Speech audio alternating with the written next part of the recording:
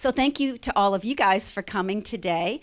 And if you would like to make a comment at the end of our meeting in the public comment time, there is a comment card for you to fill out. And Miss Frenchie Yon is right over here. She has the comment card. So if you need one, just note to her and she'll get you a comment card. We're going to be talking today about perspectives on how faith organizations and government can work together. Frenchie, do we have some agendas for these folks? Community highlights, we'll talk about that. Recognition of some community organizations, and the council will be giving some updates. We'll hear a presentation from Share Your Heart, and then some exciting information about the 2015 National Faith Symposium. And then at the end, we'll do our public comments. Does anyone have any agenda items to add? Council members? Anyone? Okay. Hearing none, we'll move on. Council members, as a reminder, the Florida Faith-Based and Community-Based Advisory Council was created in Florida's statutes 14.31 and serves as a formal policy council to the executive office of the governor and the legislator. The goals of the council are to enlist, enable, empower, and expand the work of volunteer faith-based organizations and community-based organizations.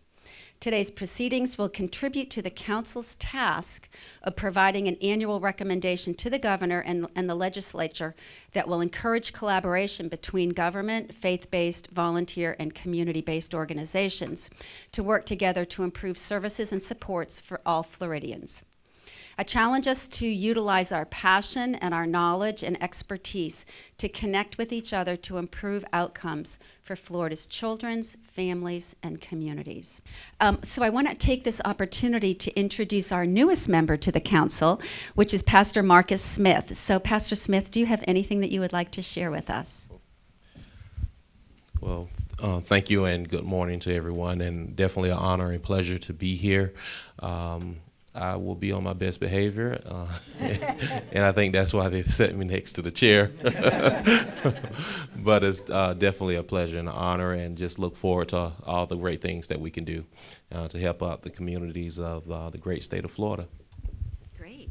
Well, thank you and welcome. We're glad to have you on the council. So I would now like to ask Mr. Kurt Stringfellow, CEO with Sarasota YMCA, to come to the podium and share perspectives on how faith organizations and government can work together.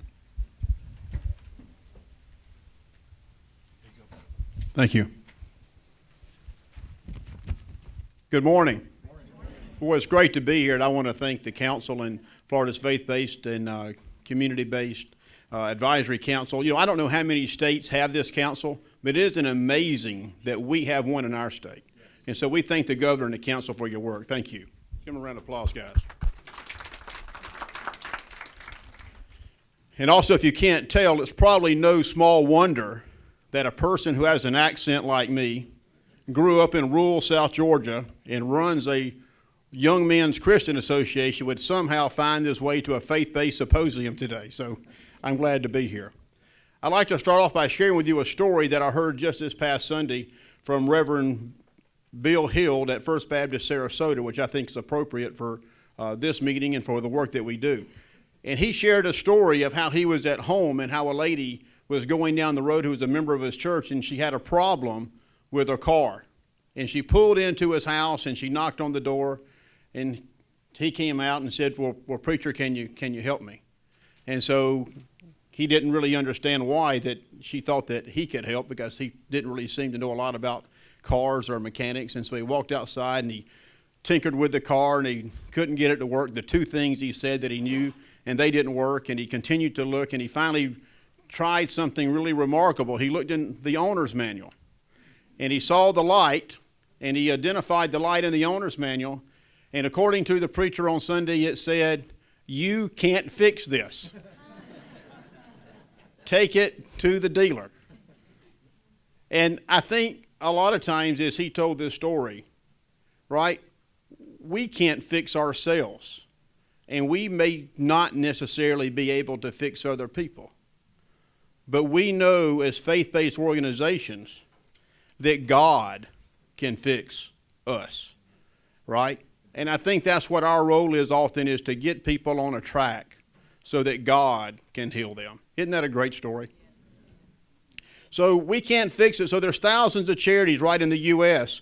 that are grounded in a belief from a religious obligation that they are supposed to help the poor and the disadvantaged.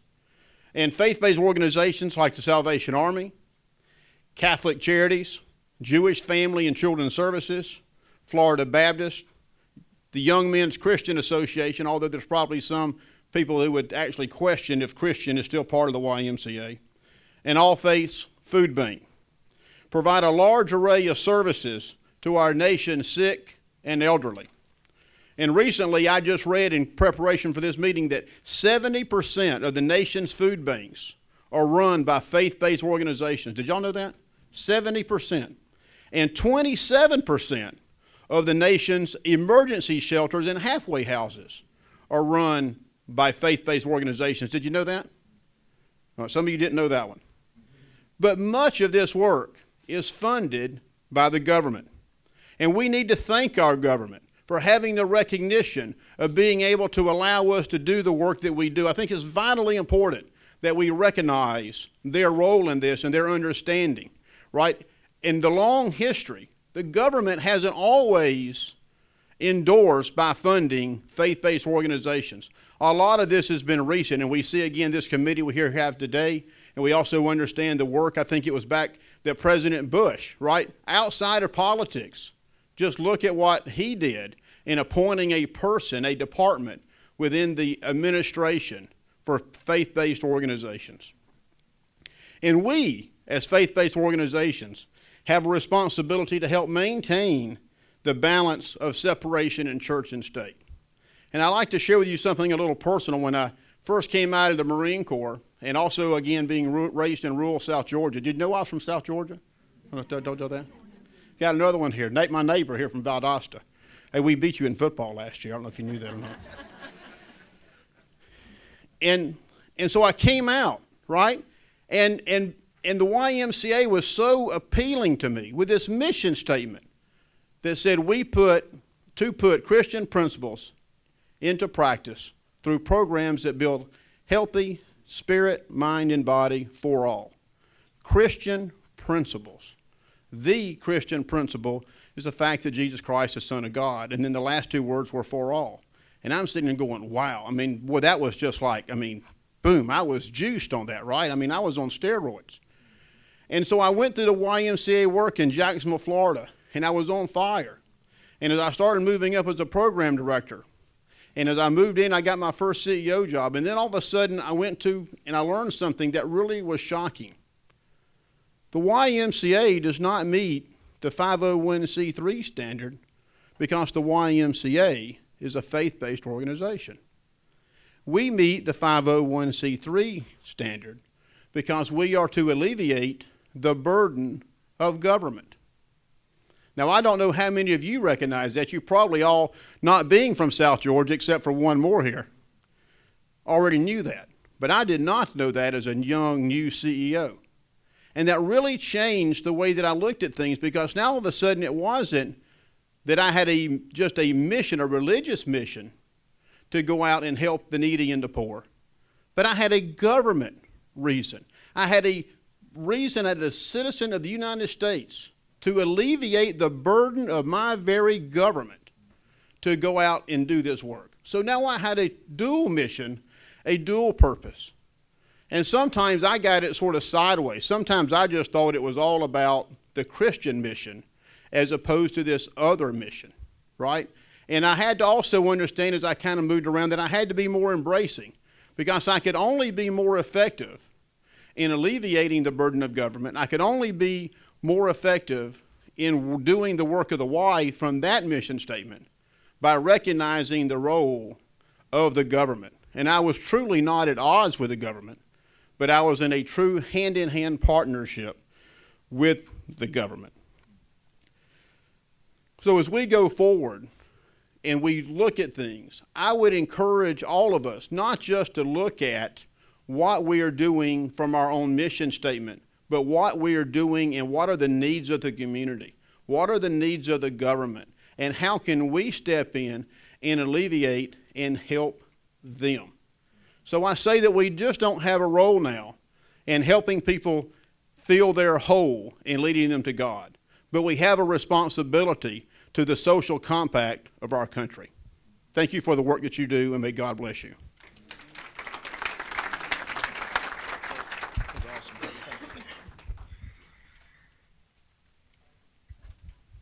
Thank you, Kurt. Next, we're going to go into community highlights, and I was going to be introducing Miss Kim Kutch, but where is she? Is she in here? There she is. But she is not able to speak with laryngitis. So Kim is a circuit administrator for the Department of Children and Families, and Zach, you're gonna help her out here, right? I'm happy to. Okay. Thank you, Madam Chair. Kim, wish you were here doing this, but understand. First, if you would, please join me in giving Kim a round of applause, please. For those that don't know, Kim was very instrumental in helping coordinate this event, certainly helping with coordinating the speakers, as well as these community highlights. So we'll be talking about Kim later, just so that everybody knows. But it is my honor to introduce our first community highlight from the Safe Children's Coalition. Mr. Dave Lubeck is going to be talking about the Circuit 12 Child Abuse Prevention and Permanency Plan. So please join me in welcoming Dave.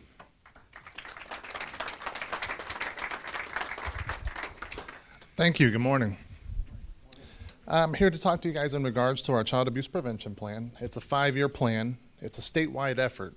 So all across the state, different regions are submitting their 5-year plan to the state for approval.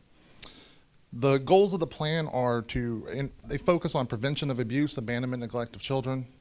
They focus on promoting adoption, and they focus on supporting adoptive families. There's 6 protective factors that have been shown to provide parents with what they need in order to parent effectively, even under stress. And it's these factors that drive the plan. The 6 factors are nurturing and attachment, knowledge of parenting and of child and youth development, parental resilience, social connections, concrete supports for parents, and social and emotional competence for children. With us, we brought our teams together. We looked at our community, we looked at the data provided to us by the state, and with those factors in mind, we developed strategies that we thought could impact the goals of the plan. The plan in regards to prevention of child abuse and neglect and abandonment, we've developed 5 strategies. These 5 strategies are building community resources, public awareness, prevention programs and advocacy activities, ensuring families are quickly connected with rapid rehousing strategies and other services, providing free home visitation services to at-risk mothers and families caring for newborns, promoting quality child care, the importance of school readiness and early intervention services, ensuring families are quickly connected to behavioral health intervention and services. In regards to adoption promotion, we've got 3 strategies that we're looking to implement. We're going to increase the timeliness of adoption finalization. We're looking to increase adoptions for youth ages 10 to 17 and increase intact sibling group adoptions. Finally, we're going to be looking at targeted recruitment for adoptive families. In regards to supporting adoptive families, we've developed 3 strategies. We're going to improve availability and access to adoption-competent mental health and education services. 2, we're going to increase capacity and availability of residential treatment services for children, including step-down options. 3, we're going to increase capacity and availability of respite care. I wanted to mention this is a community effort. It's not an SEC effort. This really does take a community. It really takes everyone working together. Faith-based, you guys play a huge role in this plan and putting it together. I wanted to mention some of the folks that have come together, help us put together our plan. Department of Children and Families, Guardian ad litems, our county funders, Department of Juvenile Justice, Department of Education, the Department of Health, our substance abuse providers in our community, domestic violence agencies, agencies for persons with disability. We worked with the Housing Authority, the Homeless Coalitions, Healthy Families, Healthy Start, Early Learning Coalition, our local hospitals, local health providers, Family Partnership, Child Protection Centers, the Manatee Sheriff's Office, Manatee Children's Services, and our local faith-based organizations. As far as next steps, we've got our plan and we've submitted it. We're waiting for it to be finalized. All across the state, once the plans are finalized, they're going to be posted on a state website so you can go and check out the plan. I really ask, once the plans are up, that you guys go back to your organizations, you look at the plan, see how you can fit into the plan, how you can tie in, how you can help. Our plan, once submitted, our next step is going to be looking at our strategies that we've developed, designating points of contact, and then hopefully we'll be able to share who those point of contacts are with you guys, so you guys can reach out to them if you feel that if you can fit into helping us make a difference in our community. Thank you. Thank you, Dave. Just to kind of follow up on that plan, when he talks about submitting that plan, he's submitting that plan to our office. So we're very appreciative of the work and effort that you and all your community collaborators have come together on. Most importantly, though, I can't reemphasize enough what he said about this has got to be a community plan. And when we talk about a 5-year plan, it's not a plan where we're putting all this blood, sweat, and tears in the front end and then wanting to put it on the shelf to collect dust. And we're all familiar with that process, right? This plan, the emphasis of this plan is to have it become a living, breathing document that each year we're looking at performance objectives that we're measuring to assess our ability to move towards those priorities that we've identified. And this has got to be something, as Dave mentioned, it's got to be a community plan. It's got to be something that we all come together. When it comes to child abuse and healthy child development, it impacts all of us. And if we don't know that, please take an opportunity to go visit and see what the work that they do. Go visit what Manatee Sheriff's Office does when it comes to child protective investigations. It is such important work because if we can stabilize and promote healthy child development, think about the opportunities that we can to have safer, stronger, more productive communities. That's what we want. We want kids in the right system, which is the education system. And we must all work towards that. So, Dave, thank you very much for your leadership, your team's leadership, Kurt, your leadership, but certainly for everybody. If you haven't had a chance to stop by their booth or connect with them, please take the time to do so. So, thanks again. I appreciate that. Our next community highlight that we'd like to introduce comes from the Salvation Army. It is my pleasure to introduce Major Marjorie Durham. Mariam, excuse me. I apologize. That's all right. Salvation Army to talk about human trafficking. So please join me in welcoming her. Thank you. It is a pleasure to be with you as a leader in a faith-based organization. My name is Major Marian Durham, and I am the Associate Regional Coordinator for the Salvation Army of Manatee County. And Kim asked me to speak to you today about the role of the Salvation Army in fighting human trafficking and in establishing a coalition that is fighting human trafficking, not just in Manatee County, but encompasses Sarasota and DeSoto counties as well. And I have a PowerPoint presentation there, and I'll try to stick to it. I've only been given 7 minutes, and you're not the only Southerner in the room and a Southerner lady preacher. 7 minutes, I'm just getting started saying hello, but I'll do my best. Perhaps when you think of the Salvation Army, you think of a thrift store, you think of a kettlebell, you think of our work with the homeless. But let me just take you very briefly back to our beginnings, and you see the picture there on the screen of our founders, William and Catherine Booth. The Salvation Army was founded 150 years ago this year, so happy birthday to us, all right?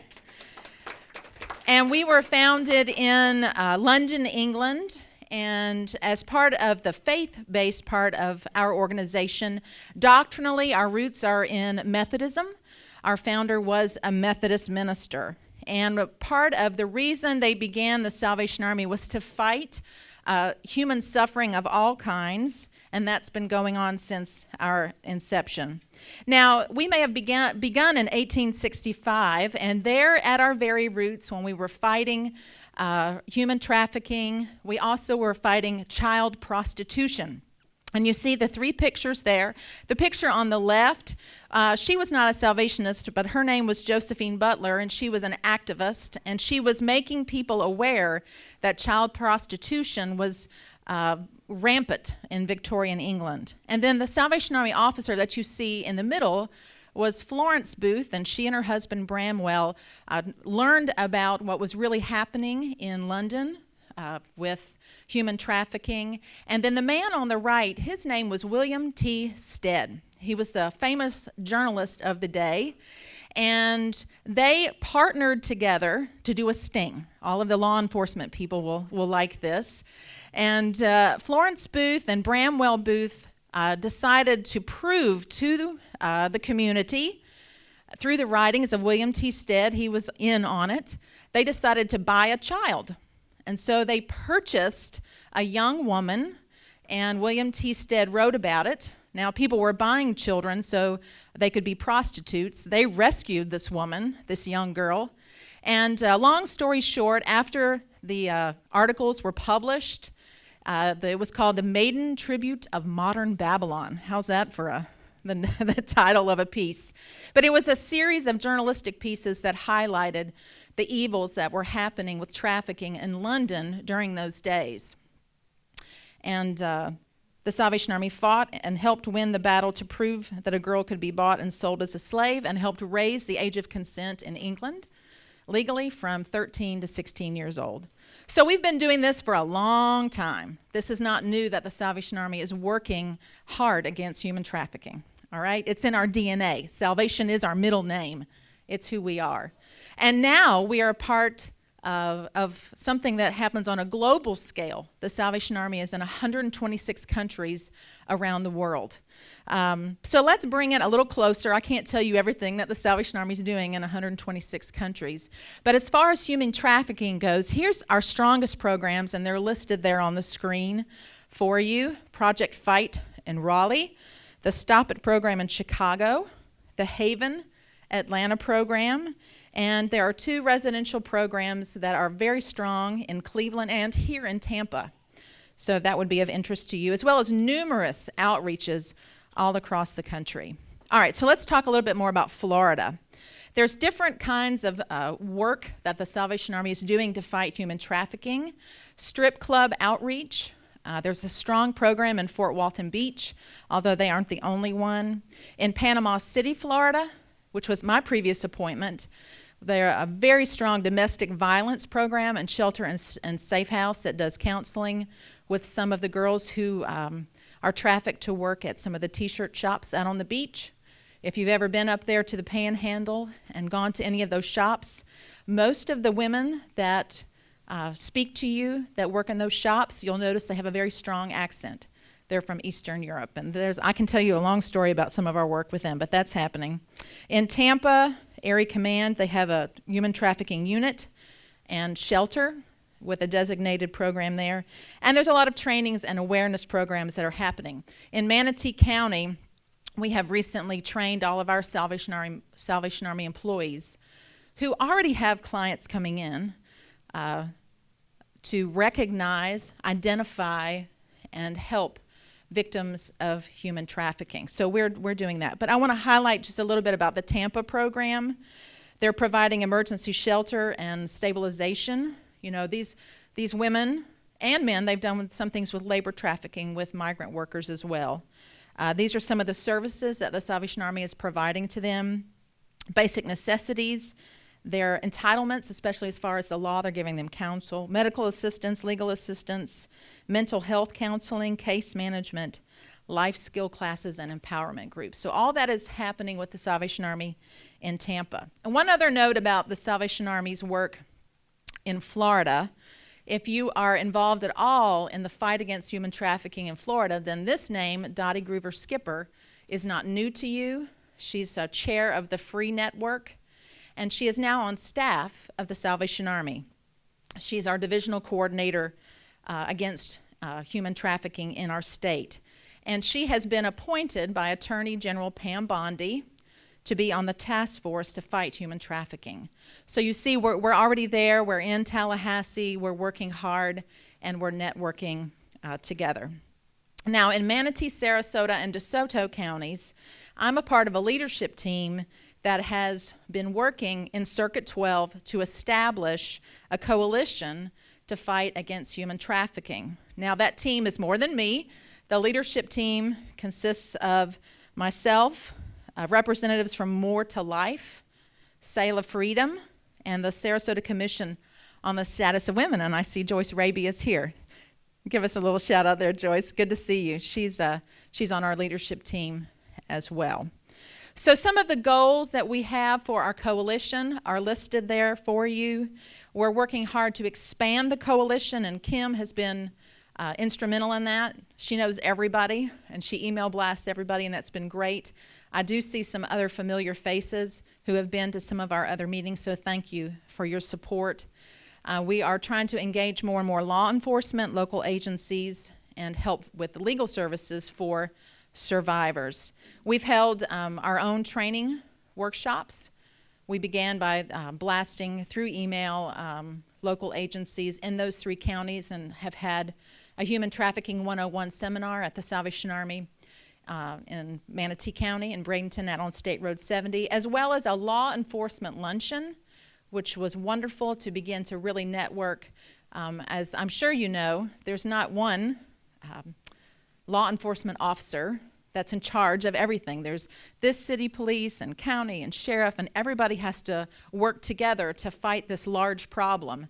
And that's part of what we're doing with the coalition, is to network to fight this specific evil, if you will, human trafficking. And our coalition is coming under the umbrella of the FREE Network, the Slavery Survival Network. So we have a lot going on. Some of our goals, we're continuing to expand and grow our membership. We do have an email list of over 100 caseworkers, law enforcement, etc.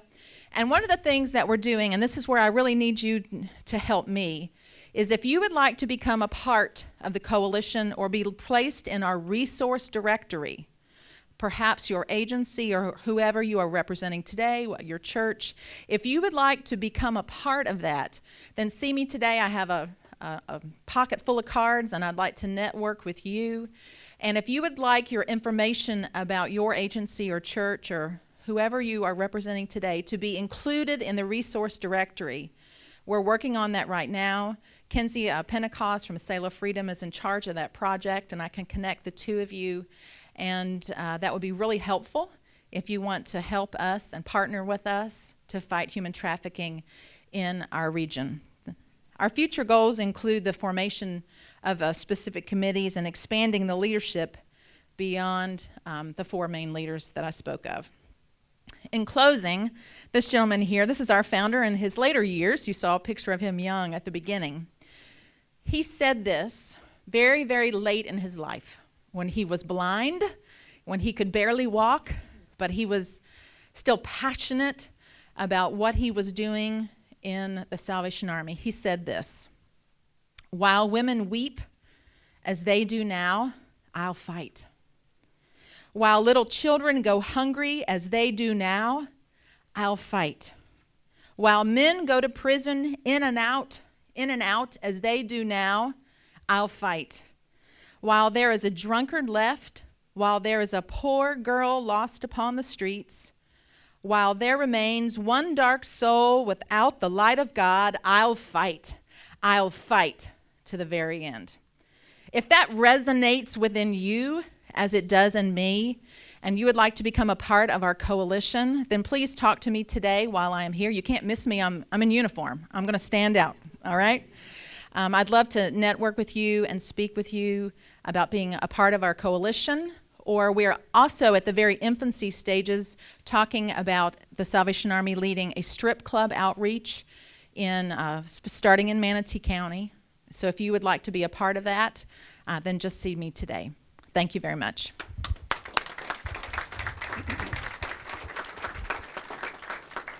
Thank you so much, Major. And again, human trafficking, what another amazing, worthy cause for all of us to be involved with.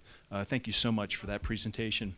Our next community highlight that I'd like to introduce from the Manatee County Sheriff's Office is Captain Todd Scheer. He's going to be talking about law enforcement collaboration with the community. We're going to load up his presentation here shortly, but please join me in welcoming Captain Scheer. Good morning.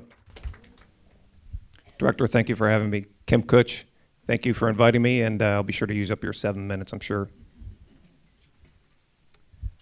Everybody see the PowerPoint? Okay. Members of the board, if I'm going to be showing some slides that might be advantageous for you to maybe step aside and look at the board, the viewing display there. I'm going to show you some written affidavits written by children later. In May of 1995, Lucas Ciambrone died. He was 7 years old. He weighed 27 pounds. By the time law enforcement got there, they discovered 200 bruises on his body. Parts of his ear had been ripped from him, and he had 5 broken ribs. He was in the foster care system. He was able to be adopted by these 2 evil parents. Should have never happened.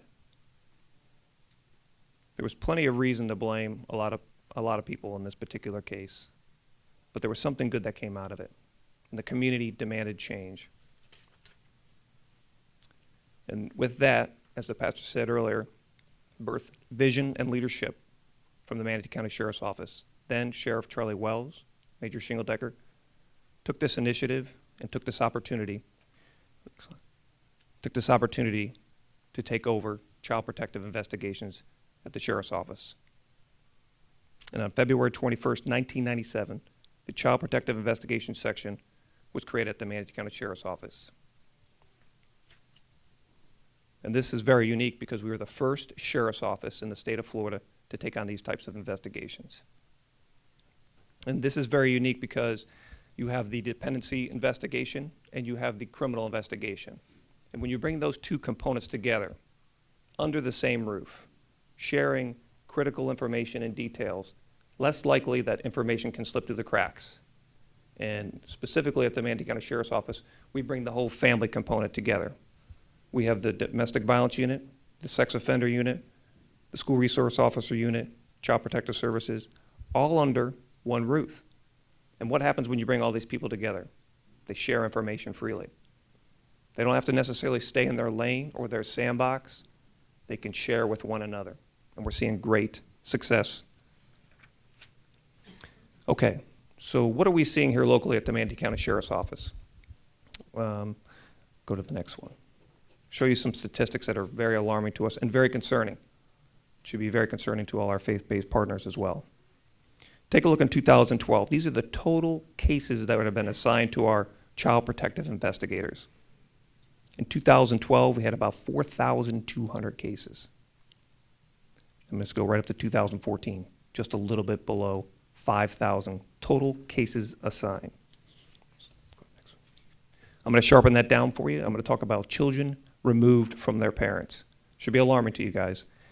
In 2012, we had about 250. 2013, about 175. Last year, we had 394. I'm here to tell you, this year, we're about ready to break over 550. The trend is not good, and the workload's increasing. So you might ask, what are the top 3 reasons we remove children? They're always the same. They interchange the top 3. Family violence, threat and harm, domestic violence. Substance misuse, primarily alcohol, drugs. And then 3rd, child neglect. But I want you to see it, not from me giving you statistical numbers, I want you to see it from the eyes of a child in a written format. So let's take a look at this first affidavit. Obviously the name is blacked out, but I want you to read along with me as you read through the eyes of a child and their grammar and their spelling. My dad had too much beer and started getting in fights. My mom tried to get him off her ribs because he was too heavy, and he was spitting on her, and she tried to run away, but he would catch and throw her down. He was punching her and pulling her sweater, and I couldn't find a phone, but I can't call 911 because the phone wasn't where it's supposed to be. It's an example of family violence. Let's go to the next one. Here's another example of family violence and substance misuse. First, blank was off with a man, and she thought blank didn't get out till Thursday, and they let him out early.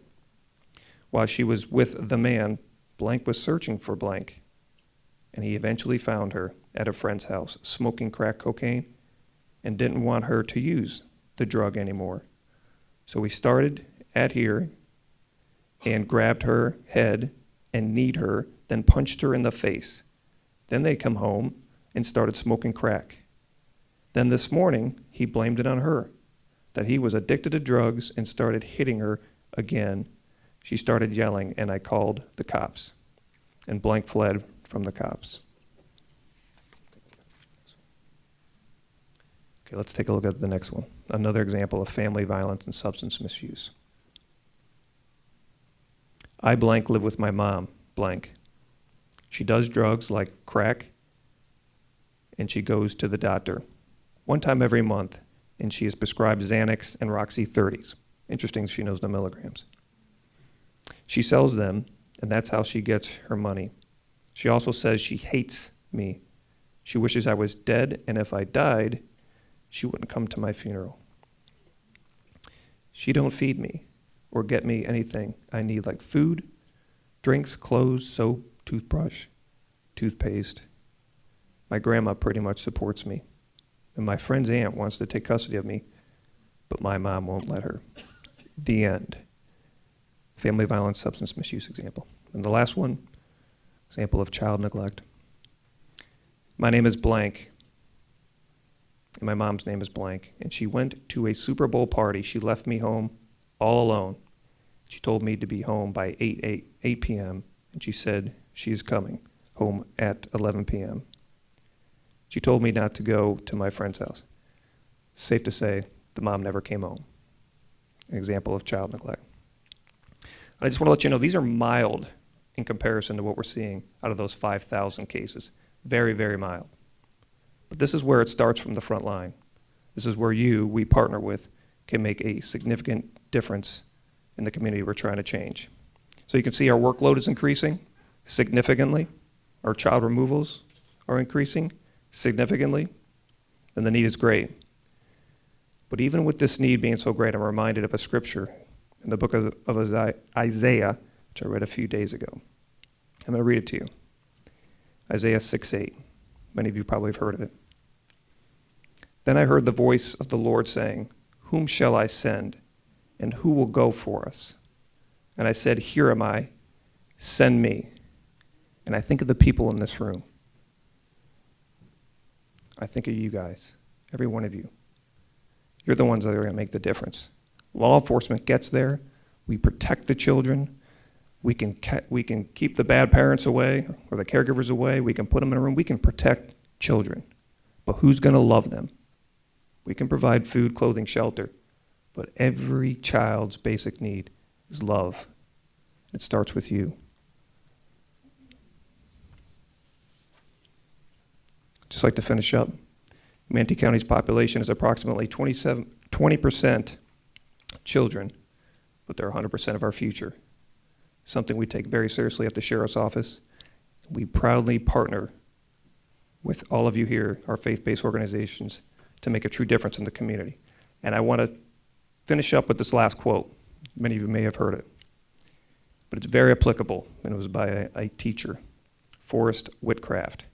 He said this: 100 years from now, it will not matter what kind of bank account, how much money I had in my bank account, the sort of house I lived in, the type of car I drove, but the world may be different because I was important to the life of a child.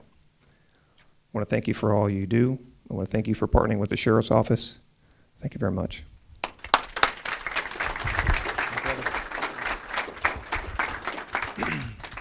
If you're not moved and ready to get engaged, I don't know what's going to do it for you.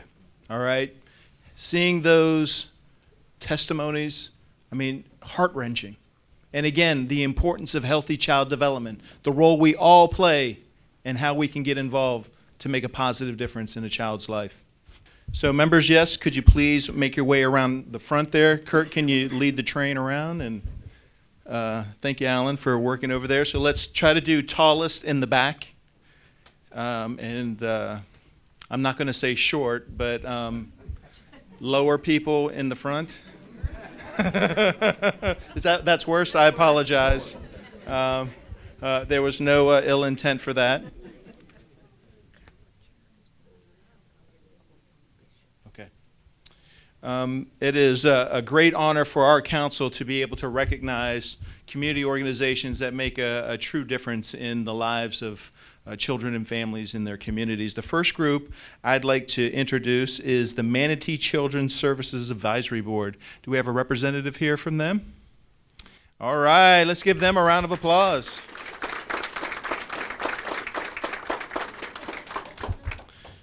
In 1991, ordinance number 9142 established the Children's Services Advisory Board.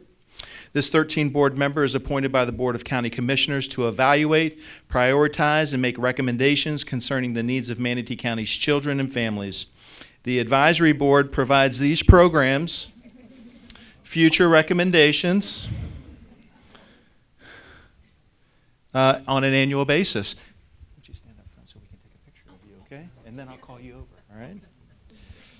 The dedicated millage of Children's Fund is a variety of prevention, intervention, and treatment programs for children birth through 17 years of age. The majority of the funding is used for the purpose of supporting prevention-based programs, services for children and families, such as promotion of healthy babies and families, school readiness, school success, parenting, recreational and youth development programs, promotion of healthy living, and teenage pregnancy prevention programs. In the upcoming fiscal year, the advisory board will be making program recommendations totaling approximately $9 million. Please join me in congratulating Ms. Lynette Edwards, board chair for the Manatee Children's Services Advisory Board. So, Ms. Lynette, would you mind maybe standing in the middle here? And let's take a fabulous photo, if we could, up there. Make sure everybody's smiling. We are a 13-member board. We represent a very diverse parts of our community. We have very good representatives. We have one thing in mind on this board: making life better for children. So when we funded approximately 60 agencies this year, we wanted to make sure that they were doing things in our community that would make a difference in the lives of children. Thank you. Thank you. Thank you. Wow, an amazing organization. The next organization I'd like to recognize is the Manatee Children's Services Child Protection Team. Do we have some representatives here? The Manatee Children's Services Child Protection Team was the 2015 Champion of Healthcare Award by the Manatee Chamber of Commerce. This program provides expertise in evaluating alleged child abuse and neglect, assessing risk factors, and making recommendations for interventions to protect children and enhance a caregiver's capacity to provide a safe environment when possible.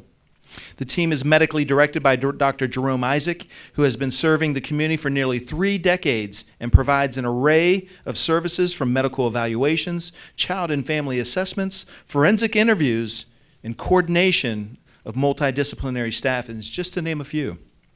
Through the multidisciplinary response, revictimization of a child is reduced, and the community response through collaboration and teamwork achieves better outcomes for victims and their families.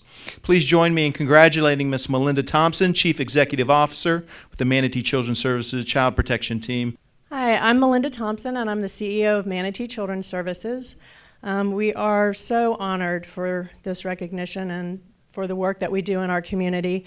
And I'd like right now to introduce to you our newest CPT team coordinator, Ashley Marini. She's taking over for Catherine Resenbrink. And we're very excited to have Ashley lead our team. So thank you very much for this, and it's very nice to be here.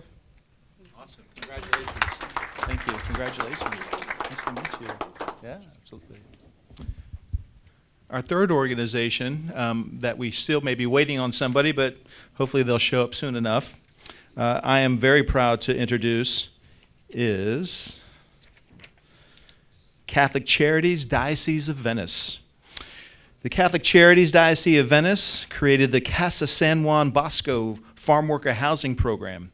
This program was developed by Catholic Charities and took many years in the making. The housing development is located in Arcadia and provides affordable homes to area farm workers and their families. The family-friendly neighborhood includes 53 homes, a playground, soccer fields, community garden, and community center. Catholic Charities provides enrichment services and programs to the adults and children that reside in this community to help them become productive and self-sufficient. Please join me in congratulating Mr. Peter Rotis Arroyo, Executive Director of Catholic Charities, Diocese of Venice. It's always a privilege and an honor, and I thank all of you. And for us, the shepherd of our diocese, who really is an advocate for the farm worker, please remember agribusiness is the second largest industry in our state. Tourism and then agribusiness. And we're proud to be doing what we're doing. And the one who leads us in that effort, and he's very busy schedule, and he's here with us right now, is Bishop Duane. Please welcome Bishop Duane. Thank you very much. I don't know the schedule is so busy, but there was a meeting set up before we knew we got the award. So that's why I kind of came running in. First of all, I want to thank those who are awarding us this, if I want to say prize. It's something we don't do for the award, but do because people are in need. And particularly this was farm workers in need of housing.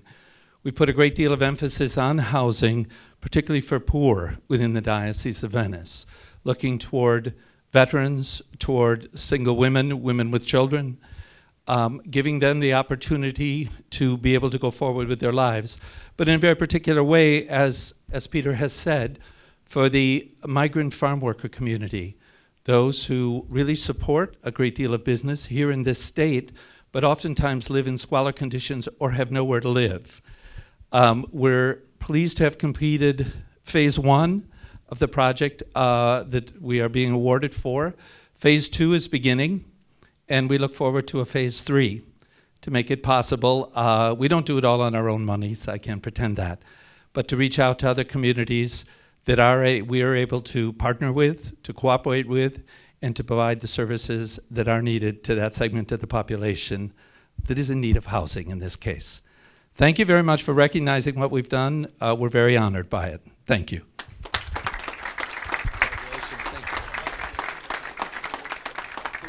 We're going to ask if he could stop by for a quick picture.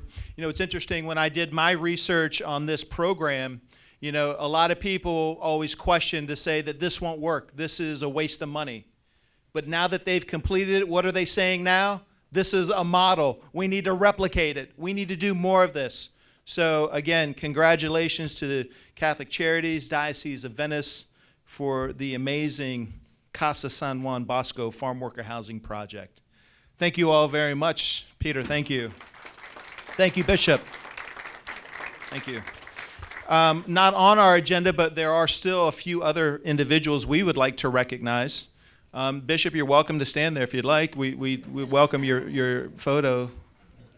There are some amazing people that without their help, we could not make this event happen. I'd like to call Miss Kimberly Kutch. Could you please come up? She can't talk, so this is our opportunity to talk for her. But Kim has just been absolutely dynamic and amazing to work with. She has been the one that many of you had spoken with early on when it came to participating in this event. She was my point of contact, myself as well as my assistant Frenchie Yon, our point of contact in coordinating the event. And Kim's just been absolutely dynamic with everything that goes on. And I think she purposely got laryngitis, but I don't know. I'm not going to hold that against her. But let's give Kim a round of applause, please.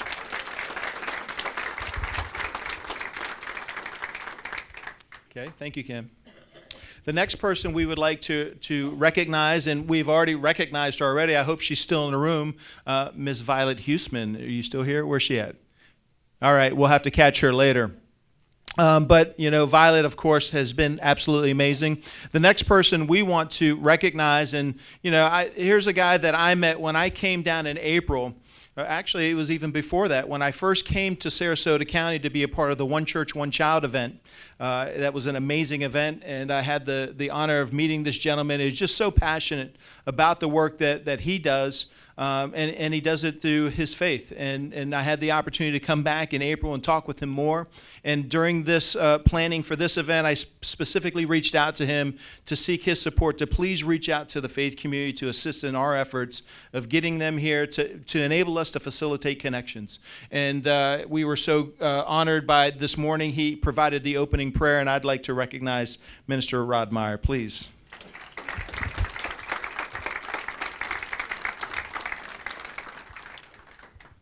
Thank you so much, Zach. So let's move into the Advisory Council updates. Council members, I'd like to open the floor for anyone who wants to share updates or activities that we have been involved with since the last time we met, advancing our mission, our priorities. Do I hear anybody that has got an update for us? Pam? Pam, here we go. That's fine. Oops. We, at the last meeting, we passed a resolution that I lead the legislative work group that advises and goes in and talks with legislators in regards to if bills and things that are during session that would protect families and protect children and move things forward. I'm excited to announce a lot of the human trafficking laws that we were hoping our group didn't vote on, but we were watching them, and most all of them passed, which is a great victory. So. And I wanted to give an update because our group had talked about 7011, which was the Conscience Protection Bill, which was a religious freedom bill to protect private adoption agencies to be able to stand on their religious convictions in order to protect and strengthen and work for the children and families within our state. And unfortunately, we had voted for us to push for 7011, and it passed the House of Representatives, but it got stalled in the Senate, and then because the legislative session ended early, it was not able to be voted on in the Senate. And so the bill that we were concerned about, which was 7013, did pass both chambers and was signed into law. And I wanted to read so that we have an understanding and so that the advisory council in going forward for the next session, because session starts earlier next year. The governor signed into law, and so that everybody understands, 7013 was a bill relating to adoption and foster care. And in the letter that he put forth in signing this bill, he stated this in the letter from Governor Scott. The bill also repeals a provision of Florida law that has not been enforced since 2010 because the 3rd District Court of Appeal ruled family law prohibiting adoption based on sexual orientation to be unconstitutional.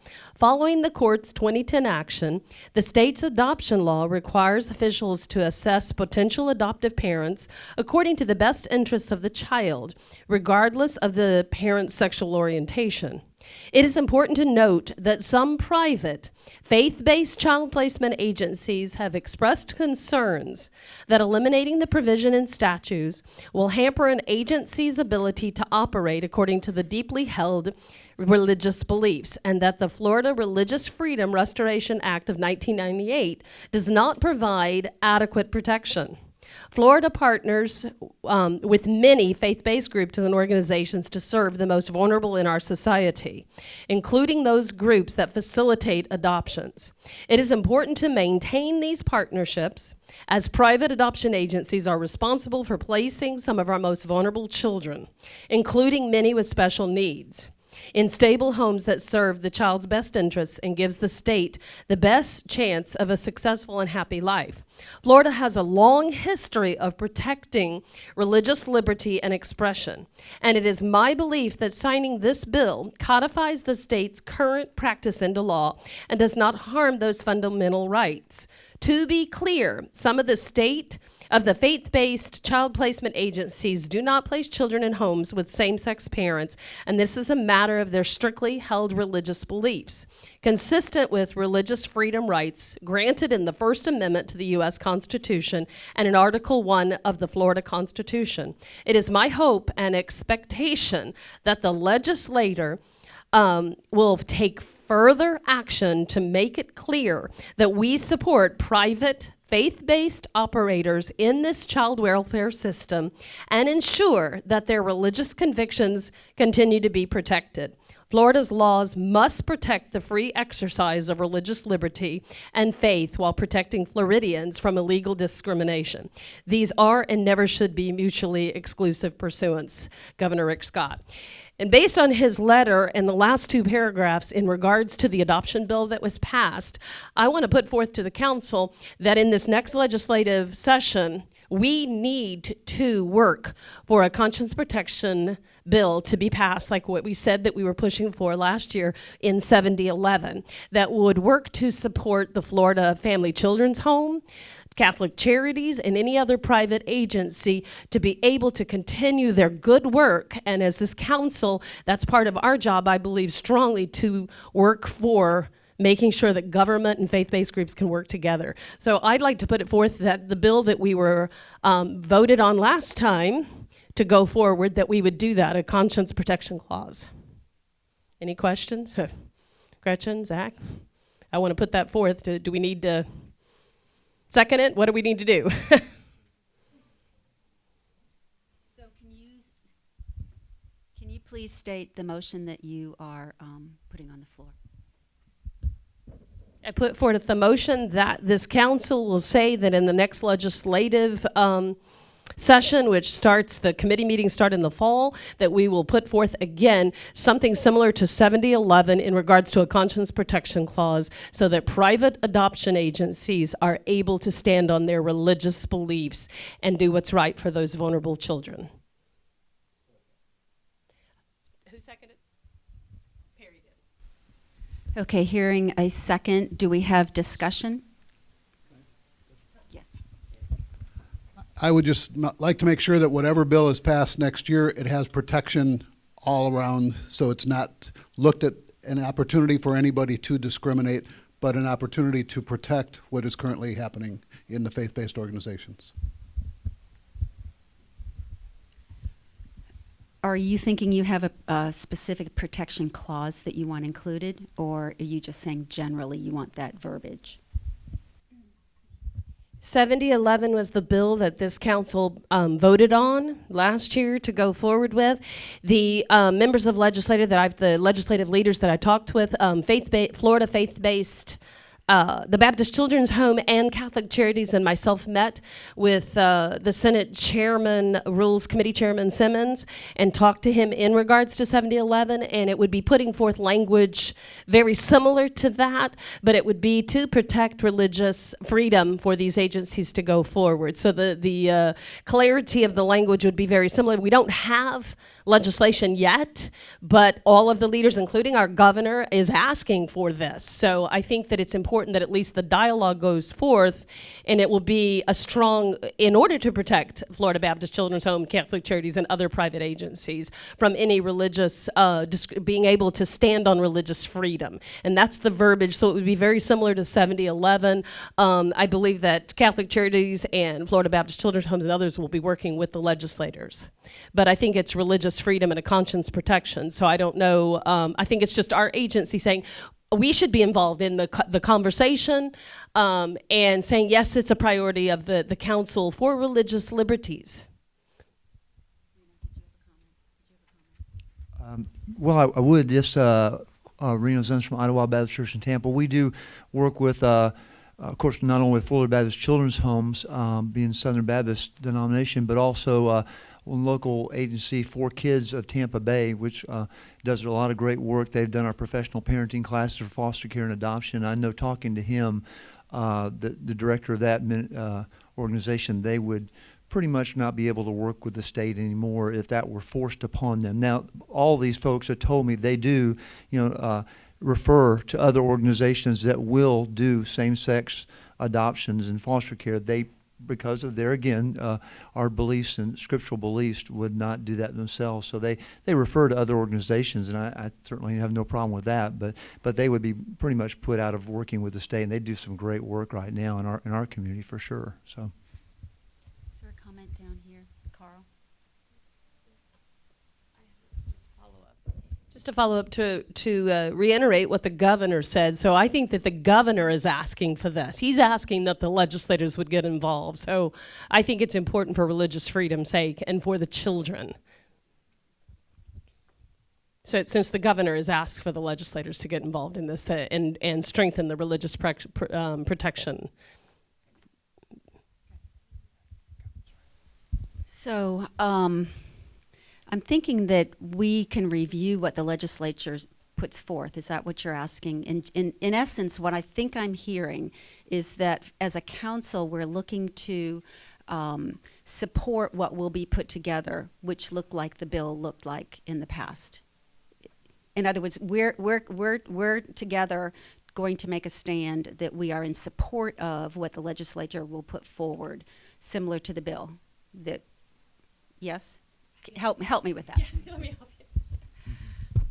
With the legislative process, because there's not a bill written right now, the council can't vote on a specific bill and legislation that's going forth. But what I'm asking for is the vote to say this is a priority, the conscience protection, having it go forward, because how a bill becomes law is that we will go back again and they will rewrite it, and then we will be able in our next meeting to look at the actual legislation that's written. But right now it's saying that in all good faith that we are saying a conscience protection law must be put forth. That's what basically we're saying, not the actual legislation, but that this as a council, based on what our governor wrote in his letter when he signed the adoption bill, which is to really promote adoption, and it's a great bill for adoption to protect families, but the governor has asked for religious freedom, for the protection clause. So that's what we're asking, that yes, as a council, we think this is good, so we can go into legislators and say, the governor's letter said it.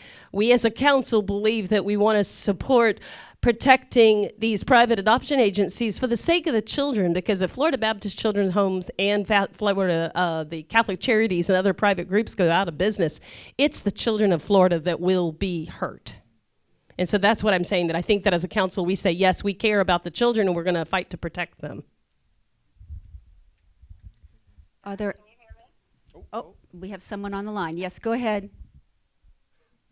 This is Patricia Robbins, and I couldn't hear a roll call, but I've been on since 9:45. Just so you know that I've listened to all of it. I want to say that that I'm not comfortable with voting yes on this because I don't know what this bill is going to say, and I've seen so many things that go in to be law or a bill that goes in, and as it goes through the process, it's hardly recognizable when it comes out the other side. So just as my comment, I would like to see what's written before I make any personal, and as my position on the council, any personal recommendations to support it. I really want to know exactly what it says.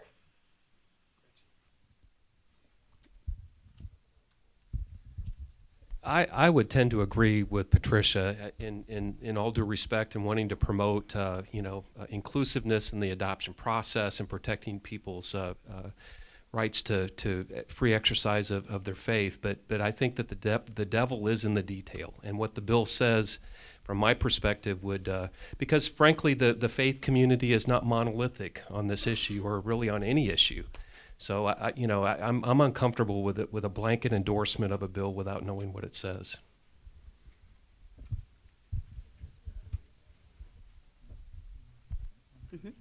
Members, in hearing the discussion, I just want to make sure that we're clear that we are not, no bill has been created. So any vote that occurs today will not be in support of a bill that has not been created. What a vote today, because there has been a motion, there has been a second, any vote that will occur today will be in support of a conscious protection law to be established. Yes. And once the legislature does create that, then that information will be brought to this council for review, for discussion, and then potentially a future vote on any future action we as a council may wish to do. So I hope that provides clarification. Any additional comments before we take a vote? Okay. I don't have it written. I made the motion. The motion was not on actual legislation. It was to go forward saying, yes, we believe a conscience protection bill is important and that we will go forward to try to have the legislators do that and get the right language. So it's to say, yes, we care about a conscience protection bill. The governor asked for that. I believe that it's our responsibility to do that. So it's to say, yes, we care about a conscience protection bill being written. There has not been one for this next session. So the motion is, yes, our council believes that a conscience protection bill is important. Okay, so what I wrote down is we believe the conscience protection bill is important and we care about it being written. So that's what is that correct? Okay, so that's what we will vote on. All in favor? All opposed? Okay, so do we need to take a count? Abstain. Okay, Abstain. so we have, there's 13 members, one abstain, Two. two no. Okay, so we have 10 favorable. How many were opposed? 1, 2, 3. 3 opposed. 9 favorable. So we have 1 abstain, 3 no, and 9 favorable. So the motion passes. All right. Well, do we have any additional updates and comments from other council members? Any other reports? Hi, I did have a report. Patricia Robin. Okay, Patricia, go ahead. I just want to report on something that is with the Farm Share program, and that is that we have just broken our record of 15 years, and we are going to pass the 30 million pounds mark in food collected and distributed, and 3.7 million families served this year. That's amazing. Can we give a round of applause? Let me repeat it. So for those that you didn't hear, this is Patricia from Farm Share, and they just passed the 30 million pounds of food that's been distributed, which is amazing, Okay, go ahead, Patricia. Is there anything else? So that was just our production statistics for this year, and we're very excited to pass this milestone, and we look forward to continue to serve all of those who do not have enough to eat in Florida, and also it is my privilege to serve on this board as the governor's appointee, and I have met a lot of wonderful people while being on this board, and thank you, Zach, for your leadership. Thank all of you on the board for your tremendous work that you do in the communities, and it's absolute honor to be here. Thank you. Thank you so much, Patricia. Any other comments before we move on? Updates from any of the other council members? Oh, Zach, okay. Yeah, I just wanted to, thank you, Madam Chair. I wanted to remind everybody who has a folder, we have materials in there. From the 3 community highlights that were made today, we have a presentation from Major Marion Durham. All right. That's in your packet. The presentation by Captain Todd Shear was not in your packet. However, if you visit our website, flgov.com/FBCB, all of the presentations are going to be available today on that website. So please feel free to download those. There's some great information provided. I also wanted just to bring everybody's attention to something that that was mentioned in our first community highlight from the Safe Children's Coalition, and the term that was used was called protective factors. Now, in your handouts, you have a handout within your packet for those that have one that has an outline on strengthening families, protective factors. And I wanted to bring that to everybody's attention because when we talk today about the importance of healthy child development, one of the things we talk a lot about are families' protective factors and their ability to ensure the health and well-being of their children to ensure their healthy development. Now, when David spoke, he talked about protective factors in general and talked about 6. Well, the healthy families component actually specifies 5, and I just want to reiterate them because I know he did, but I want to reiterate them again. They are parent resilience, social connections, concrete supports in times of need, knowledge of parenting and child development, social and emotional competence of children. I ask that each of you just take an opportunity to read through those and then evaluate yourself. If you have kids or have had kids, evaluate yourself to say, where do I fit? How are my protective factors as it relates to my child? Because I can tell you, the first time I started working in child welfare, I had no idea what protective factors were. But once I looked at these and evaluated myself, I know how important they are, particularly now that I have the opportunity to raise my daughter, and I want to ensure her health and well-being, as well as the health and well-being of other children we work with. So I encourage you all to look at that, and again, think about those not only in your own lives, but in the lives of others that you serve. Because when protective factors are strong, I can tell you incidents of child maltreatment go way down. And that's what we need to have in this community. And Captain Shear's presentation, if Ed didn't hit home with you already, I don't know what will. Please take an opportunity to talk to him afterwards if it didn't. But I did want to bring that to your attention. And Madam Chair, thank you very much. Thank you as well. Do we have anyone else that hasn't have comments for? Oh, yes, you did.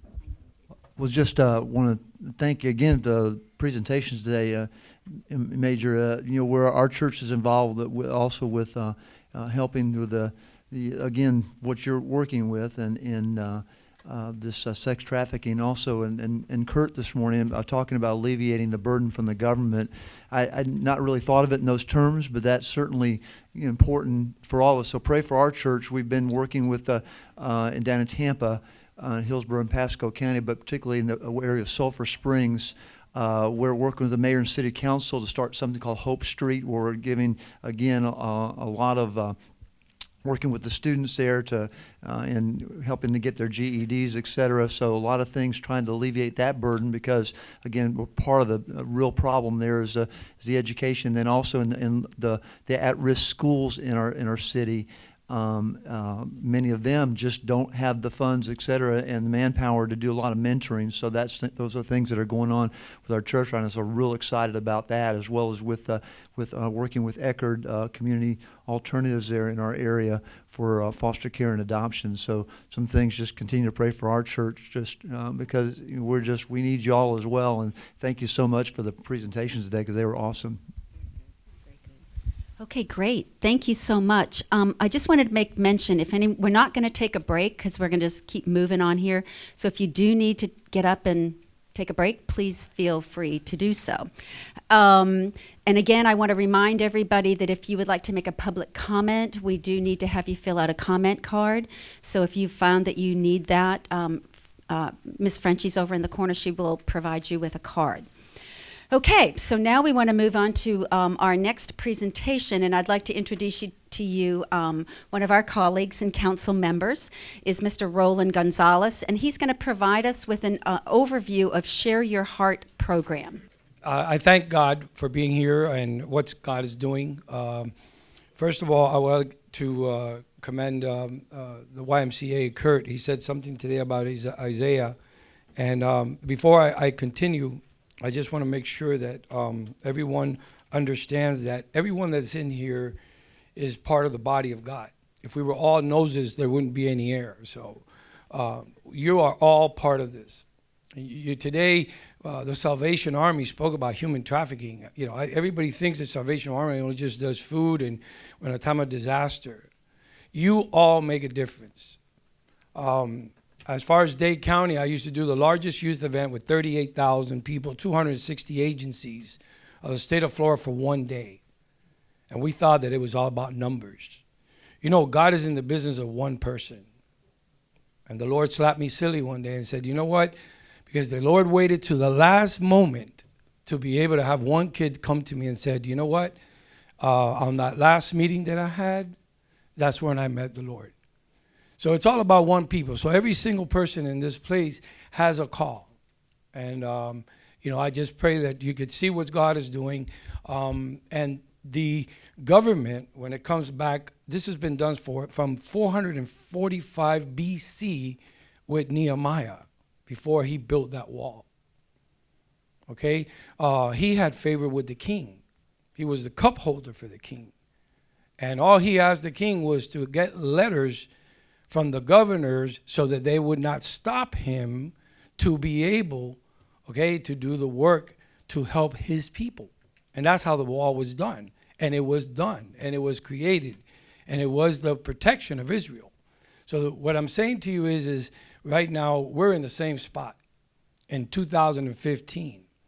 We hold the first memorandum of understanding of the Department of Children and Family, which is the highest state of level of human services, that states that once the victim or the CPI from the sheriff department gets referred to us, that we can talk to them about God. So that means that there is no more barrier. That means the government of this state has given you permission that once it's been consented, it is okay for you to go to that home and bring a light and bring the first 72 hours of food or whatever the necessity of that family is. So I'm going to show you a little bit about what we do. We had to give it a name. It was called, Share Your Heart, because it's basically all of us sharing our heart. And as I started working with all the churches and the pastors, we know that the church is the Lord, and of course, the state is the law. So, and that's how we combine. And then Share Your Heart is just us moving forward and sharing the heart and the love of God that we have instilled in us. So we had to give it a name. The government understands the name chaplaincy, so that's the reason why we called it a chaplaincy program, because now we're not only liable for only Christians, but Catholics, Mohammeds, Jewish rabbis that I work with, and everybody else. And if we can do it in Dade County, which we have all the Haitians, we have all the Jamaicans, that's why I know all these languages, basically that's what it is. So we're dealing with the Child Protective Investigators here, which is part of the sheriff that we work with Broward County with the Sheriff Department, that they are responsible for the neglected, abandoned, and abused kids that get picked up from that home. Meaning the referral that we get is basically that referral that says, this mother needs help today, and she lost her child on a drowning last night. So as what we do before we started the chaplaincy, we have to make sure that our people are prepared to go to that house, okay? So they're identified very well in their uniform. It is the logo of the state that is in the left sleeve, and the chaplaincy, volunteer chaplaincy, on the right. A professional chaplain is 3,200 hours, just for our record and our information. These chaplains are 16 hours, but that's the only reason why they allowed it, because it's a volunteer chaplain. So that 16 hours is addressed exactly only for the purpose of the person IDing themselves to go to that house representing the Department of Children and Family. So they've taken domestic violence, early child initiative, confidentiality, and borderlines also too, which what we call how much they can go further while we give them the information of how many report. We go back to that person and report back what happened to that incident. We are responsible for the elder. That means the elderly people, which is a major situation in our counties. These are a lot of elderly people by themselves who sometimes cannot cook themselves. So as much as we have children problems in our counties, we also have. So when I deploy that chaplain to that home, that's when that person just needs prayer, or it's not even sometimes about money. I had one Jewish person that just wanted his grass cut. That's all he wanted. So this is how we engage with the community, okay? So that's some of the 16-hour courses, which is very important because we're just not going to deploy somebody that does not know how to present. The chaplaincy is a 16-hour course, and you see that all the different ethnics of people that are in our 16-hour course. What we do is we do an invitation, okay, from your community, all the churches in your community. And we take you right into DCF, right into where that front line is. And there's where we ask all the questions. There is where we do the presentation of how the referral gets to you, and that's where a lot of the pastors that are here say, but can I talk to them about, Jesus? Yes, you can. And it will come out from our director of DCF that yes, you can, once it's been consented. So this is how the kingdom of God is now advancing, and we're working together with the state. Okay, next. So the volunteer chaplains, again, the official recommendation from the letters, 16 hours level background. They have to have a level 1 background. They have to have a Share Your Heart volunteer signing, meaning there's an oath, okay, that has been taken, meaning that if a person is a Jewish person, we will make sure that that person will go to his correct religion to make sure that there is no misconception of religion here. The chaplaincy have to have an ID. They have an ID of the Department of Children and Family, like I said, in the left sleeve. They have an ID that the county, like for instance with the Sheriff Department.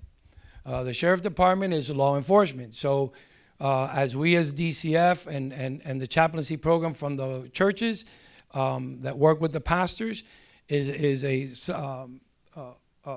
togetherness as how they collaborate themselves to be able to make sure that we're identified when that mother is waiting for us to go to the house, okay? So that's how the referrals. That happens, and since 2012, we've done over 1,371 families in 2013 and 14. That tells you the amount of need that is in the community and is a strategic system of zip code that is from Nehemiah. That's the reason why I gave you Nehemiah first. It is it's all by zip code, because the big churches, if you say they take at least 2 or 3 zip codes, they still can't go to the other. So we have today, we have in Dade County, there's 96 zip codes. There is 200 churches and 700 chaplains in this program. So that means we are controlling, okay, the community. Now here's the beautiful thing. As we continue to collaborate with the state in Dade County has given me permission to create our churches into access centers. What does access center means? Means that we do the food stamps, the Medicaid, and the cash advance applications inside the churches.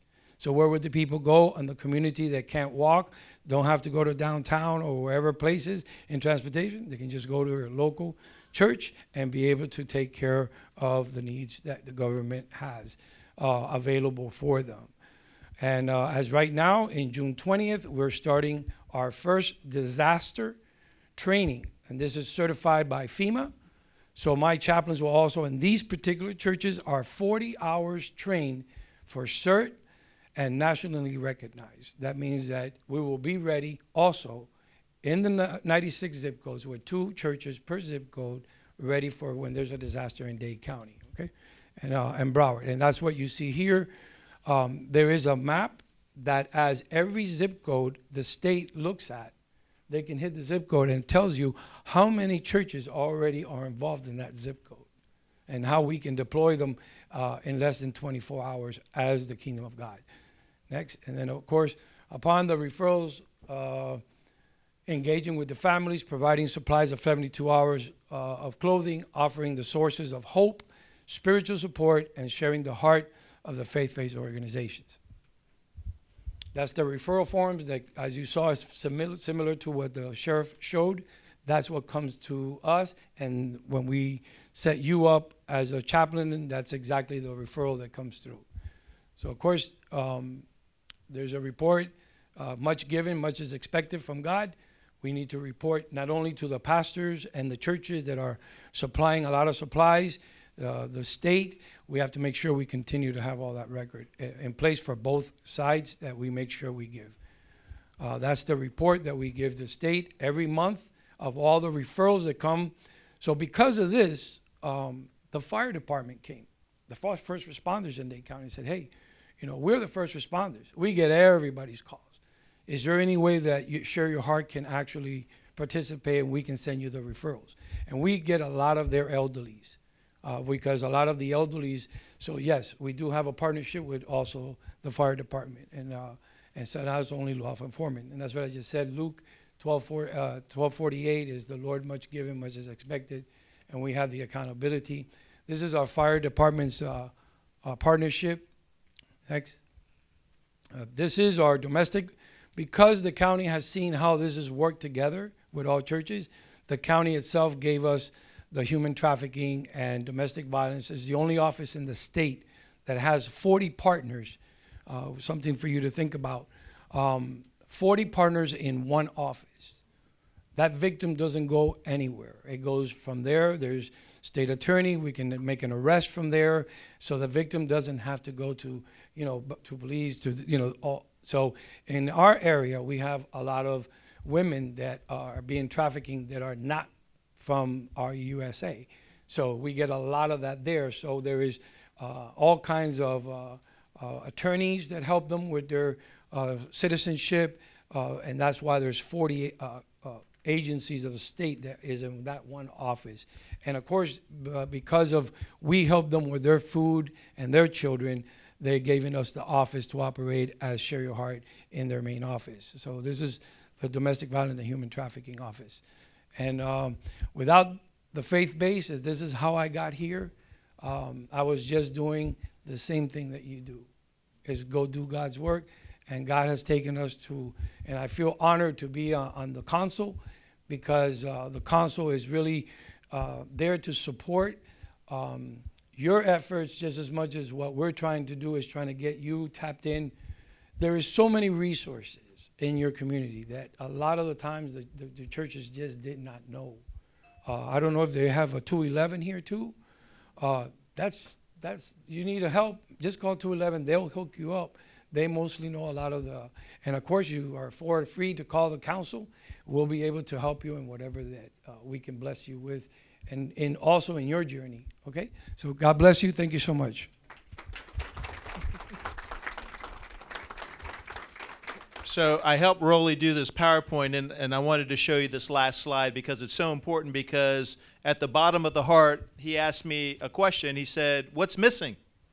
So I had to push the sign to say, "You are missing," to complete the heart. So thank you, Rolly. I want to briefly just open up the floor. I know people had to leave, but what Rolly has done in Miami is truly unique, and it is something that we look at from a prevention perspective of an opportunity to engage families who may have had some initial contact with first responders or maybe even with the department, but yet haven't been fully involved, but the opportunity to connect them to services, particularly from a faith-based component, as a way of creating a support system. So think about protective factors, right?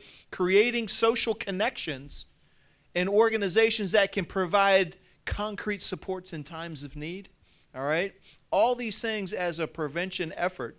I wanted to open the floor to see any members have any questions, but even members from the audience, any comments or questions? Wasn't expecting. Yes, Major. Two thoughts come to mind. Is this a pilot program that's only been done in your area? Is there anywhere else in the country? And I'm wondering if the Salvation Army is involved in that as well. Yes, it started as a pilot program, but we reached out to, they wanted me to see if it could work in another county. So we said to Broward to pick their worst 2 zip codes that they were having. And we have over 170 chaplains there. That's how Broward Sheriff came into the picture, because they needed the help. So that was just to prove that we could do it. And right now, Homeland Security is very well involved. And yes, the Salvation Army captain in Northeast Miami is a good friend of mine. We collaborate with mostly everybody. Right now, I just finished feeding, and this is what I was trying to say, is there's so much resources for all our churches. So summer feeding program, okay, that we could provide. And that's, just to get you tapped in, that the churches could do the summer feeding program. The captain in the Northeast section, very well together with the violence of the young kids that we are concerned about. They usually work a lot with, having that because of the community area that he's in, a high Haitian community. Did you guys ever know that there was a poison department from the Department of Health? You see, a lot of people don't know that. Well, you know how many people drink stuff that they can't read? That's how I learned about all this. The Department of Health has so many departments that you have no idea. And we have a poison department. And when I was doing an event, they said, no, the poison department's coming. I go, what? What do we need a poison? But then I found out that there's a lot of people that can't even read, and they, almost die of drinking something that they just can't read. So yes, and it's very important that you know that there is a lot of, but yes, we are working with this health. Thank you. Anybody else? Anybody else? Again, the idea of having this presentation is to not only create awareness, but certainly for any considerations in this community of creating something like that as a way of engaging the faith community to come together in a positive way that can provide support in multiple fashions, but create a sense of sustainability to prevent individuals from coming into the system. All right? That works to strengthen communities and families. And as Rolly mentioned, there are resources galore. But half the battle for all of us is knowing what's out there, right? Because we know there's a lot of great stuff happening, but nobody knows what's happening. So that's why coming today and connecting with one another can help us facilitate those connections, because it's so powerful. All right? Any other comments, questions? Rolly, last comment? Just want to make one more comment. Patricia Robbins is a good example. This is the lady that feeds the whole state. That means that when you guys are into an emergency with Farm Share, this is how food gets to your place. She could send easily 3-4 trucks, and that's how things happen. So I thank Farm Share also, because when I reached out, that's how I get my food. And that's how DCF, with their collaboration, gave me a small warehouse. And so it's a matter of engaging. And when you start doing the right job, because people know we have a lot of families out there that are in need. And they just need that respite time, whether it's just 72 hours or a local church giving them childcare so that mother can go to work.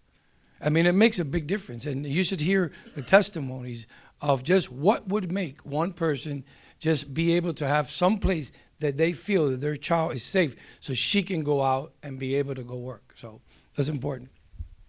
Thank you, Rolly. All right, thank you, Rolly. That was really an exciting presentation. I love to hear how you keep expanding what you're doing. So that's really amazing. All right, now we're going to move on to the 2015 National Faith Symposium. And you get to talk again. Wow. So can you give us an update on what's happening? Thank you, Madam Chair, and absolutely, I'm happy to. For those that have packets, please take a moment to look at the Save the Date flyer that's within your packet.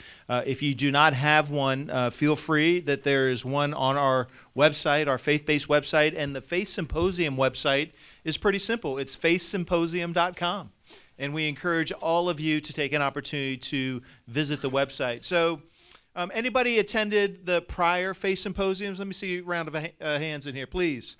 All right, now I want everybody to look around. Please hold your hands up. Now look around, because that needs to increase this year. I'm just letting everybody know, because this is not only an exciting opportunity for our state to have an event that brings together the faith community to highlight the great work that happens, but this is our opportunity as a state to be recognized as a national leader in how government and the faith community truly work together and come together to help provide assistance and support to strengthen communities and families. This event was attended by well over 600 participants last year. This year we are targeting 800 to 1,000 people. As a result, we've had to change our venue. We are now at the Rosen Center Hotel, which is a much larger hotel to accommodate the anticipated numbers, but we have an open registration right now. I mean, and think about it, $100. Does it get any more cost effective than that to come to an event and get the spiritual enlightenment, but to connections that you can make and the networking that occurs, so that when you come back to your community, it's on.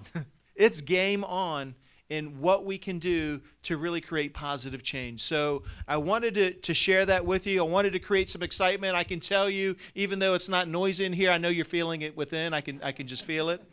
But I also too wanted to let you know there are many sponsorship opportunities.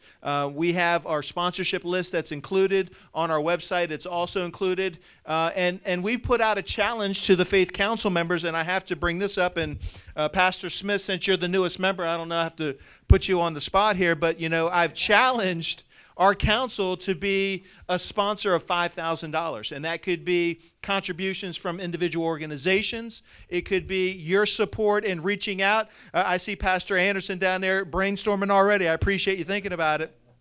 But it could be a variety of different ways in which the council collaborates together to help provide the sponsorship support to truly make this event an amazing event that it currently is and will continue to be. And the greatest thing about this event, I think, from the council's perspective, if I may add, Madam Chair, is the fact that, as a council, we weren't, before 3 years ago, there wasn't much happening, and our council has really blossomed, and certainly it's due to the former chair, Mr. Tom Lukasik, for his support, and certainly all the members who have been here over the course of time.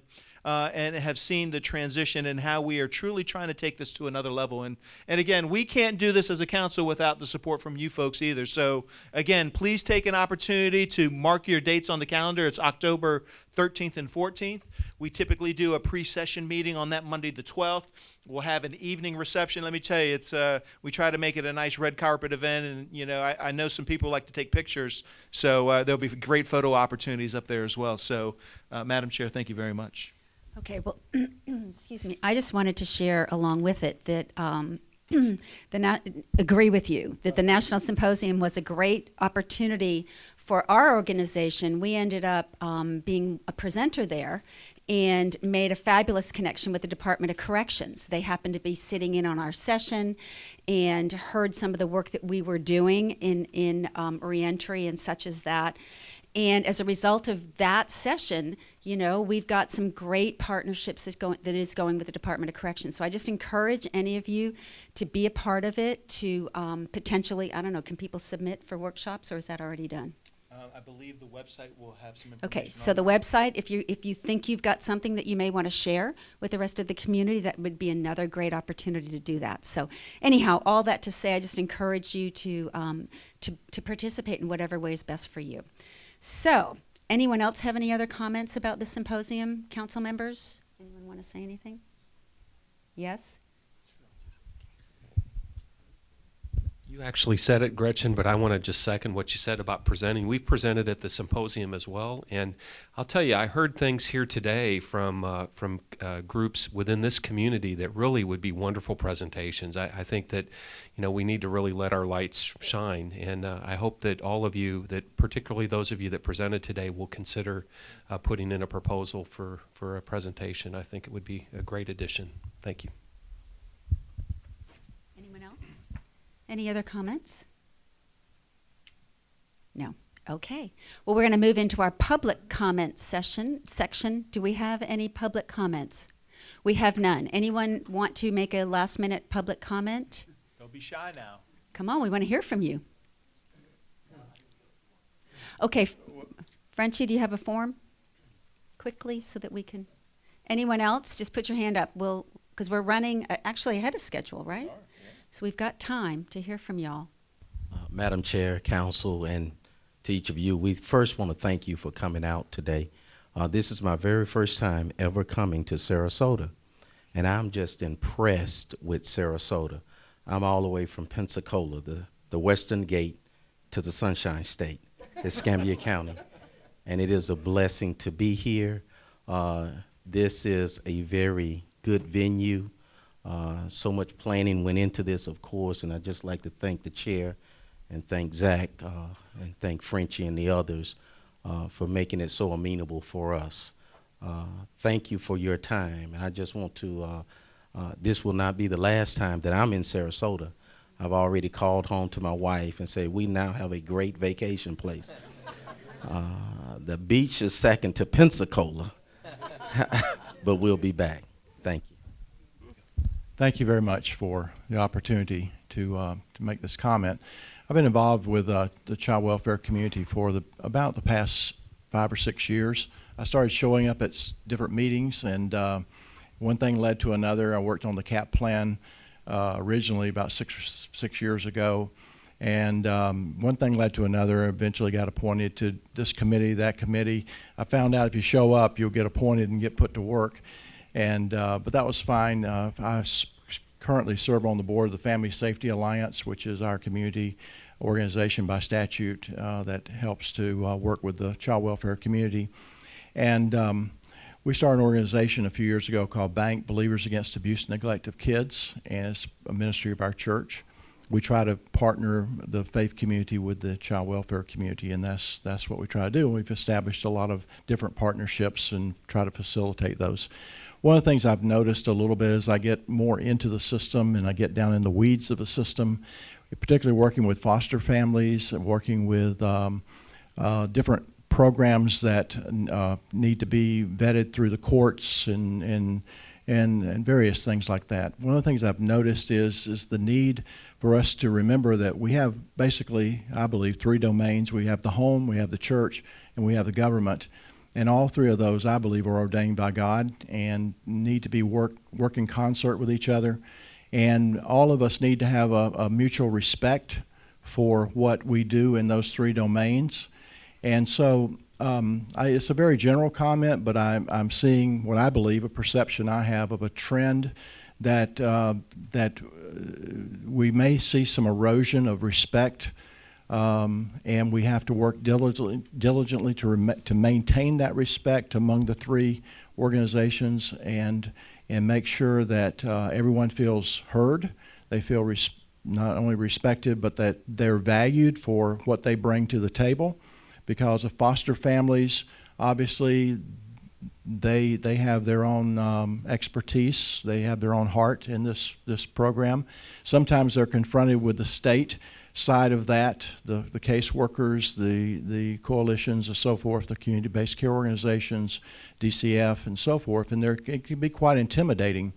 And so I guess what I'm putting before your council is that as you go about your business, is advocate for things that will keep that respect among the three different domains so that we can do our work, so that we can all function in this. And you know, the expertise we have in the faith community, I've been a pastor for over 40 years, and you know, I do a lot of different things as a pastor.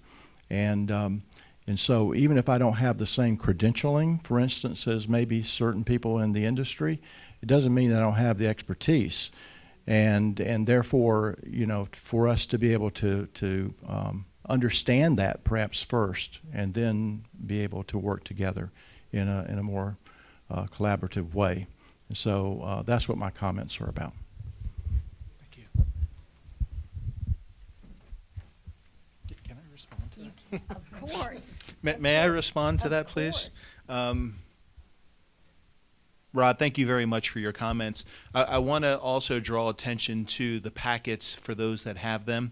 If you don't have this document is on our website, but in your packet, I believe it's the green colored copy, but what we've provided is everybody a copy of our statute, the statute that governs this Florida Faith-Based and Community-Based Advisory Council.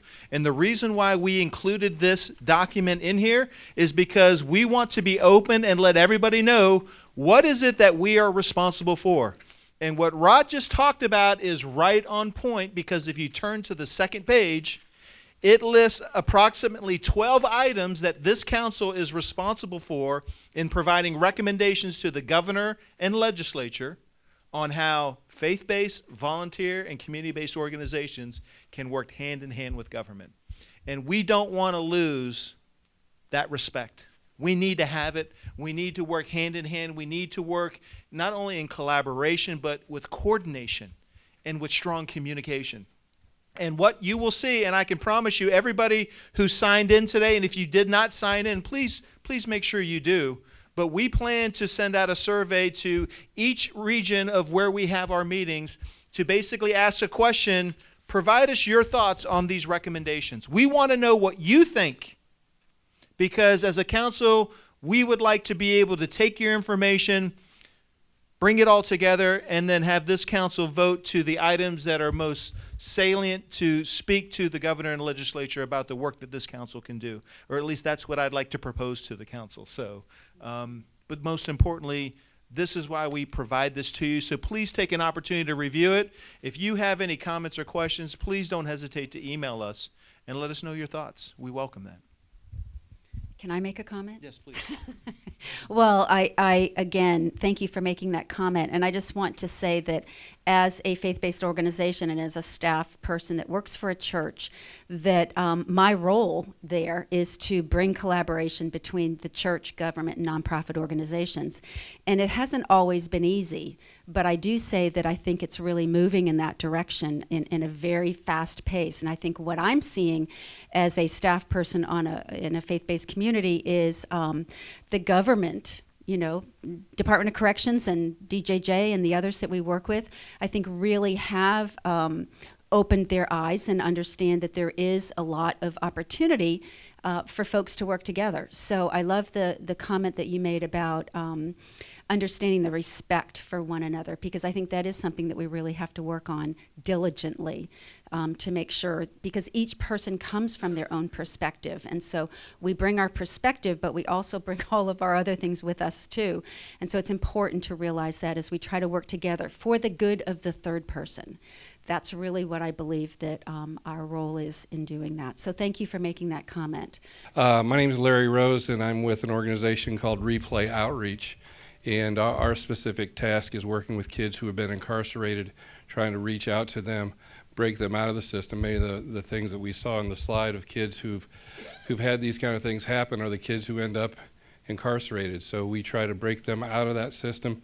It can be a vicious cycle, and we try to make a difference in their life through mentoring, through a training program, job training program right here in Manatee County that we're launching.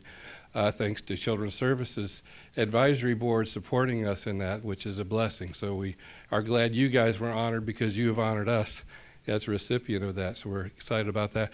But the reason I mention this is I'm also part of Circuit 12 Juvenile Justice Council. And we have a component on there called the Faith Network, Faith Community Network.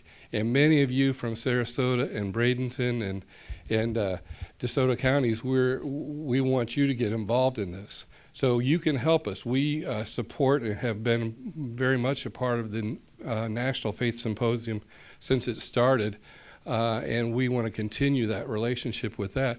But we do other events. We want to do other things here in the community to bring people together of faith, to speak out on these things and to help make a difference in the lives of youth. So if you are interested in getting involved, make sure you see me. We can get you on our mailing list. We want to make sure you know of these events. We're planning to have last year we had a chaplaincy training program. We also had just a networking event. So if you want to know about those things, let us know. Our next advisory council meeting is scheduled for August 11th, 2015 in Miami, Florida. So if we want to take a tour to Miami, we'd love to have you all join us there. Yeah, we can see Rolly and what he's doing down there. I want to thank all the members, the council members that are here today, and for all the participants and all of you. This really, this is new, having so many folks in the audience. I think Tom mentioned that when he was chairperson, he didn't have that many people. Nobody showed up. So without you, I mean, it's really important that you all are here, and it really adds significant value to the work that we're doing and an understanding of what you have going on in your community. It broadens what we do and how we can think about as a council, how we can do our work more effectively. So really, thank you for hanging in there to the bitter end. I do see that there is some food being set up over here on the end, so please join us if you are interested in doing that. And unless there is anything further to discuss, council members, I am going to call this meeting adjourned. Any last? Nope. Okay, so meeting adjourned. Thank you so much for being here.